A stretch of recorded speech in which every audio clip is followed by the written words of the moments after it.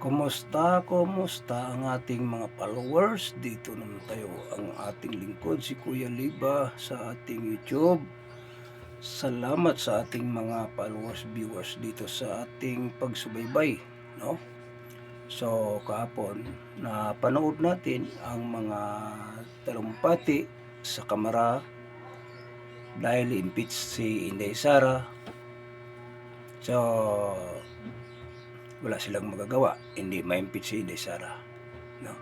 So, dito tayo, ang pag-usapan natin, marami ang pag-usapan natin.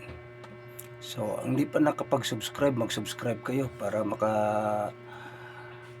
makatanggap kayo ng mga ina-upload nating mga galing sa kahanginan na galing sa YouTube, no? Para makatanggap kayo, mag-subscribe kayo sa ating channel, YouTube channel Daniel Liba PH ay isang tagapagsalita dito sa kahanginan lang tayo, no? Makakarating sa inyong mga kung saan kayong naroroon, no? Importante sa ating mga Pilipino overseas, mga OFW, shout out sa inyong lahat. Yung mga Pilipino overseas natin, mag-comment kayo, mag-subscribe kayo sa ating channel. Pindutin lang yung bell button para updated na kayo, para makatanggap kami ng mga notification galing kay YouTube. Masaya na kami noon, no? At least kayo ay survivor sa aming channel, sa ating channel, sa YouTube channel Daniel Liba PH, no? Kayo po ay tawagin naming survivor, kasi yung mga taga-ibang bansa, no, alam naman natin kung anong pangyari diyan sa ibang bansa, sa Middle East, sa ibang bahaging bansa. Kasi ang kalaban ng Middle East ay isang American, si Donald Trump. So, yun ating mga kababayan dyan sa Middle East, sa Russia, o ano pa mang bahagi sa ating mga, saan sila nakakarating o saan sila naghanap buhay ang ating mga kasamang mga Pilipino, no? Ang importante mga kababayan, ulitin ko, yung mga kasama nating mga Pilipino nga hindi pa nakapag-subscribe, mag-subscribe na kayo para sa ganon makatanggap tayo ng notification kagaling kay YouTube, no? Tuloy, shout out sa ating mga Pilipino dyan sa Middle East, Iraq, Saudi, kung saan pa man ang mga nagaganap ng kaguluhan. Sana ligtas po kayo sa kapahamakan, o mag-ingat kayo saan-saan ang mapunta kayo. So, shout out sa ating mga followers sa YouTube, dito sa ating YouTube channel Daniel Liba PH. Mag-subscribe kayo, no? Babating ko naman dito sa ating mga followers sa ating YouTube, mga nag-subscribe na, matagal lang mga subscribers. Shout out sa inyo, mabuhay po kayo. Sa inyong pagsubaybay sa ating YouTube, kayo po ay maging matagumpay, tayong lahat magtagumpay kung ano man ang ating mahinapnan dito sa ating lipunan. Sama-sama tayo para sa kinabukasan sa ating bayan. Kasama natin ang ating mamahalin nga Inday Sara Duterte. Shout out kay Inday Sara Duterte family. Shout out kay Duterte dyan sa Daig. Supporter niyan dyan sa Daig, mga vlogger dyan sa Daig. Shout out. Shout out.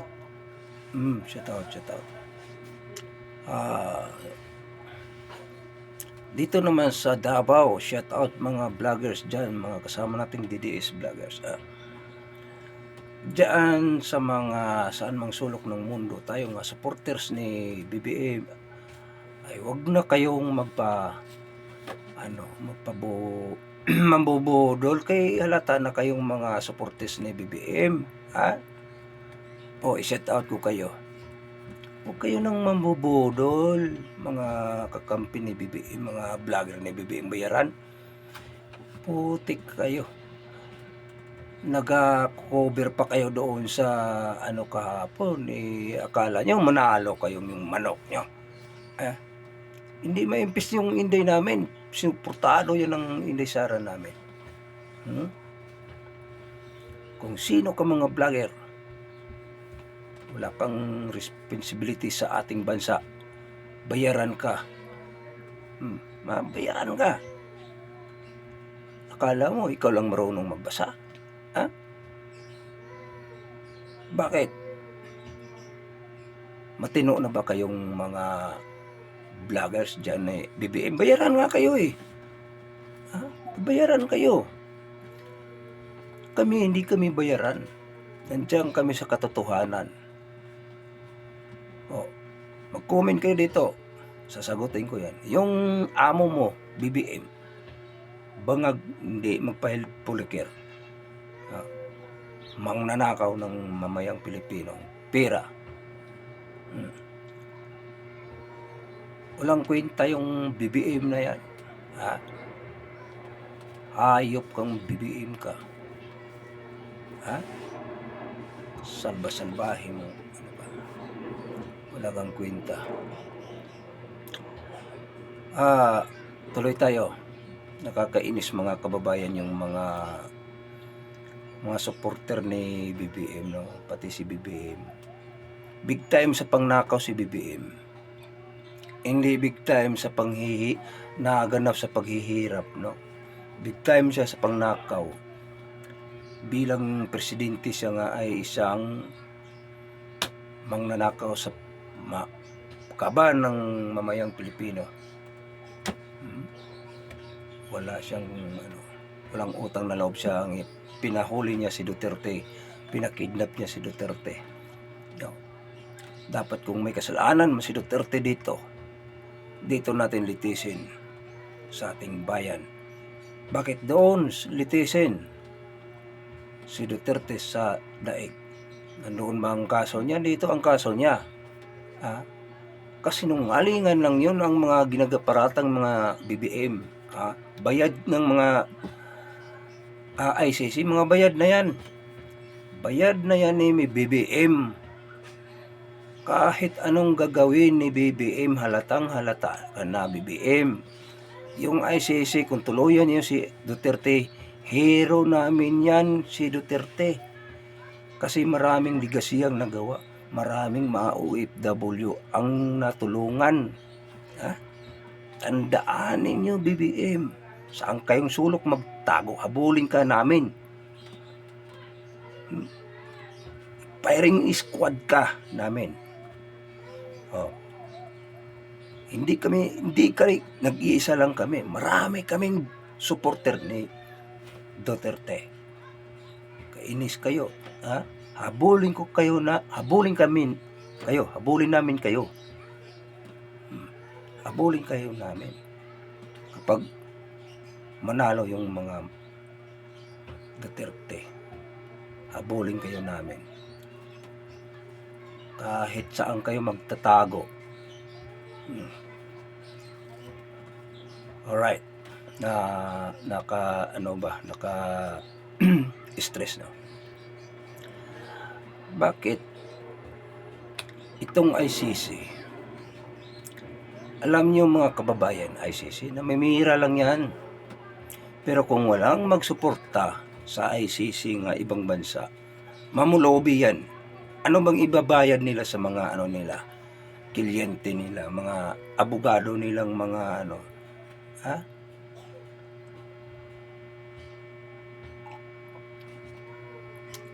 wala silang ibabayad kung wala silang Pero yung mga ICC, hindi kayo mananalo dyan.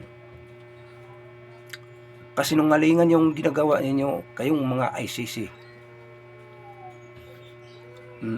Anong mangyayari doon kay Mr. Putin? Kayo, hahulihin kayo, kidnapin kayo kasi si Tatay Duterte kikidnap ninyo.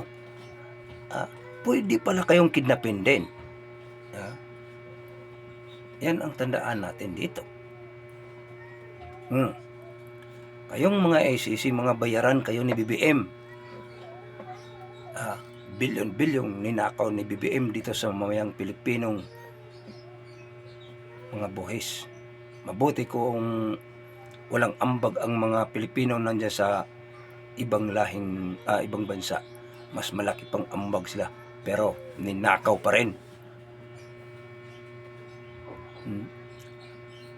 Ito yung mga BBM supporters, mga antivirus, lahat pa madilima dyan. Atat na atat kahapon nga ma-impeach si Inday Sara. Hindi ninyo ma-impeach.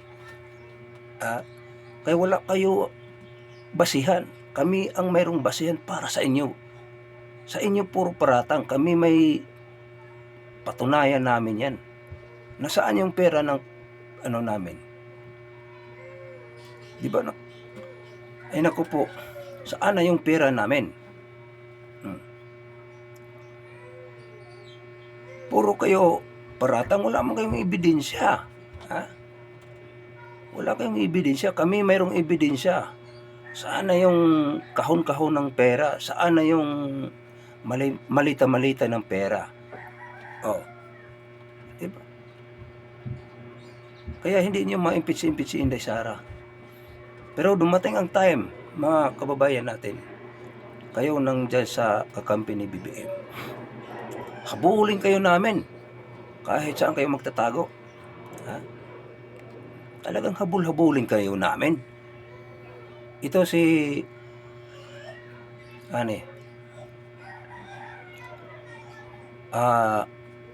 Torre, Nicolas Torre, General Torre. Naging general lang yan kasi inano niya si Duterte, dinala sa daig bago siya naging general. Binigyan ng reward ng amo niya si Marcos. Ikaw Torre, humanda ka. Dubli-dubli ng kaso mo doon sa kay Pastor Kibuloy, Duterte, lahat. Mamatay ka na lang sa kulungan, di ka makakalaya. Yan ang tandaan mo, Torre. Ngayon, tawa-tawa pa ka. Yung mga mo nag-imbestiga sa inyo, Torre, di ka makasagot-sagot dahil natamaan ka. Yun ang totoo, mga kababayan. Ulitin ko, ang di pa nakapag-subscribe dito sa ating channel, sa YouTube channel ni Daniel Liba PH, mag-subscribe kayo para sa ganoon pa man tayo po mabigyan ng notification kayo sa YouTube, no? Sa ating mga supporters dito sa YouTube, ako po ay magpasalamat sa inyo na kayo po ay nakasubaybay o kayo po ay nakikiisa sa ating mga ina-upload o nababasa ninyo. Automatic kayo po ay supporter natin dito sa ating channel, YouTube channel Daniel Liba PH. Yun ang ating channel. So parang na-high-blood ako, nakaka-high-blood talaga, mga kababayan.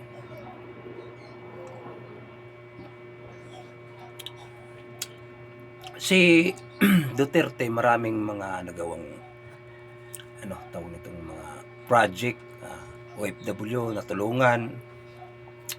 Ang doon sa Qatar na bibitay na malapit na ma-rapin na siya sa amo niya, natulungang Duterte. Ngayon rapin ng mga kasama natin mga OFW sa anong sulok ng mundo, ilang bahagi ng mundo, ay walang magtatanggol sa kanila. Kasi si Duterte, wala namang nagtanggol sa kanya. Kasi akala natin mayroong ipagtanggol ni BBM yung soberanya natin. Hindi pala pinagtanggol ng soberanya natin. Apat na ba'y binibinta Sa ibang lahi, ang ating Duterte na maraming nagawa sa ating bayan, sa bansa natin, maraming ligasiya niya, ay sinurrender doon. Kuno, maraming pinatay, maraming mga nalabag sa batas. Kung tutusin mga kababayan, ang mga ligasiya ni tatay dapat yun ang tuunan nating pansin. Ang bilang pagkaabogado ni Duterte, bilang prosecutor si Duterte, hindi inaasahan ni Duterte nga mapunta doon sa daig. Kundi inaasahan niya mapunta lang dito sa ating bayan. Apan may isang traidor na Admin Marcos. Akala natin maasahan ang ating Marcos. Akala natin ang ating sariling soberanya na hindi niya isurrender. O akala natin niya ipagtanggol niya. Ngayon, hindi niya pinagpagtanggol. Ginagamit lang niya ang ating soberanya. Ginagamit lang niya ang ating mga mamayang Pilipino para sa ganun maniwalaan siya sa mga ibang lahi. Ikaw, BBM, wala kang kwenta sa pagka-presidente mo. Kagaya ka sa imong ama. Kagaya ka sa ama mo. Wala kang utang na loob kay Duterte. Si Duterte nagpalibing sa ama mo. Anong ginawa mo sa ating soberanya? May sarili tayong konstitusyon. May sarili tayong batas. May sarili tayong fiscal. May sarili lahat may kuwan tayo. Bakit doon mo dinala sa daig? Pagkatapos, sinuportahan mo pa ang mga ICC. Sinuportahan mo pa. May budget pa sila. Kanino ba yung pera? Sa iyo? Sa amin yang mamayang Pilipino nga naghihirap. Yan ang tandaan mo, BBM.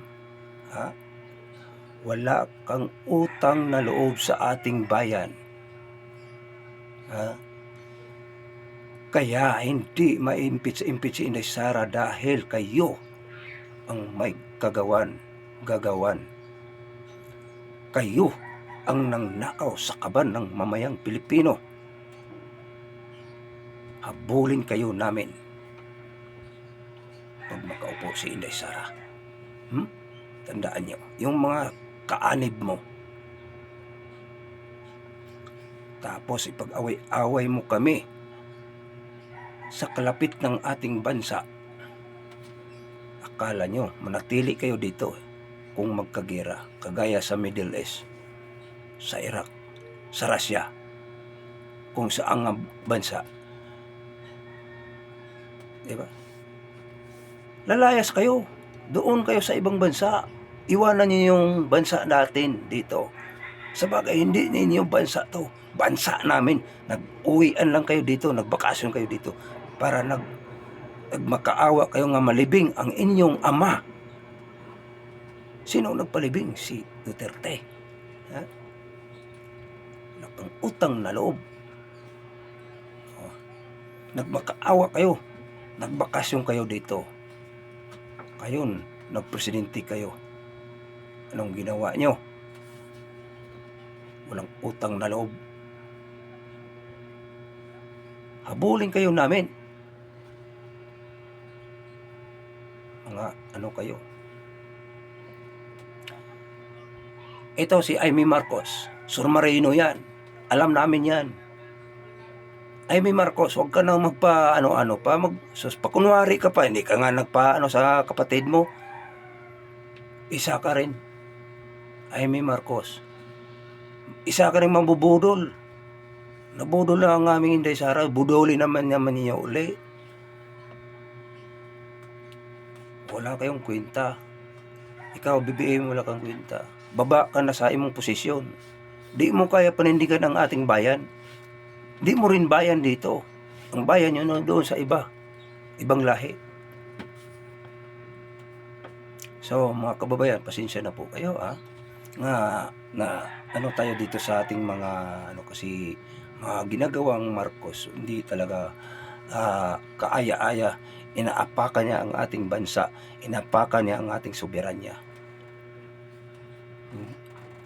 Tatay Duterte, mananalig ka sa may kapal ng Panginoon.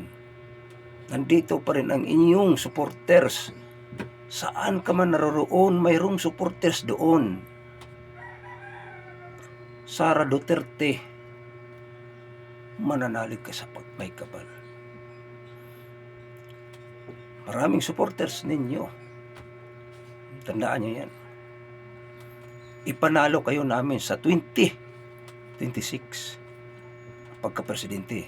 Lalo na si Dante Marcolita pagka-vice president. Ipanalo kayo namin. Yun ang mga pangako namin. Bilang sa ikaw ang aming katiwala sa makabangon muli ang ating bayan. Magkanong utang sa ating bayan? Halos na 4 billion. Grabe. So, mga kababayan, maraming salamat. Ulitin ko, itong YouTube natin para sa lahat. Mag-subscribe na kayo. I-share itong video bago kayo magpindot sa bell button para makatanggap kayo. I-share itong video na sa ganun makarating kung saan. Maraming salamat. God bless. Pilipino, tatayo muli.